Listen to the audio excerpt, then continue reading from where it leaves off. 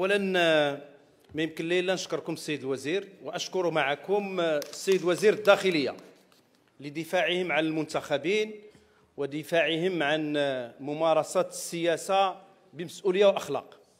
ثانيا، احنا معكم ضد الابتزاز وبالتجار بقضايا المواطنين والمنتخبين تحديدا من طرف اي كان، سواء كان شخصا او هيئه.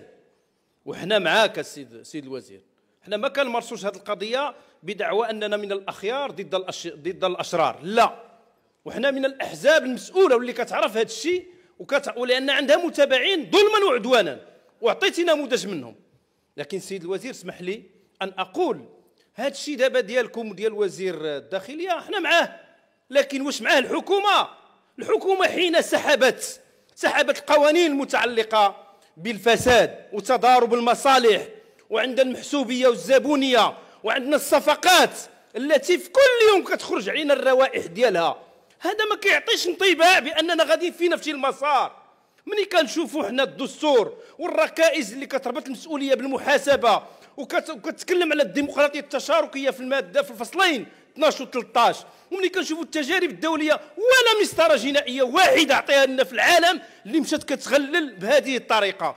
ثم اخيرا السيد الوزير، راي ديال المجالس الدستوريه ماشي اعتباطي، مجلس الوطني لحقوق الانسان، مجلس الاجتماعي، كل الهيئات، الهيئه الوطنيه للنزاهه ومحاربه الفساد والوقايه من الفساد ومحاربتها، هادو كلهم هيئات اللي قالوا حنا كنقول لكم السيد الوزير حنا معاكم. ما يمكنش شي طرف من الهيئات المجتمع المدني واللي كيدير دور سياسي على حساب المنتخبين ينزل يدير الحزب ديالو، ولكن محاربه الفساد ما يمكنش ان نغله بهذه الطريقه، بهذه المسطره وفي هذا القانون بهذه الطريقه. النيابه العامه يعني عندها الحق لكي تبت في الجديه ديال الشكايات. للاسف عطيتينا انت واحد اللائحه بانه الذي يحفظ للاسف الشديد قليل، يعني هو الكثير، وبانه الناس كيتمرمدوا في المحاكم لسنوات وفي الاخير كنعطيهم البراءه. صحيح هذا الشيء، ولكن راه ماشي هذه هي الطريقه اللي درناها في المسطره الجنائيه،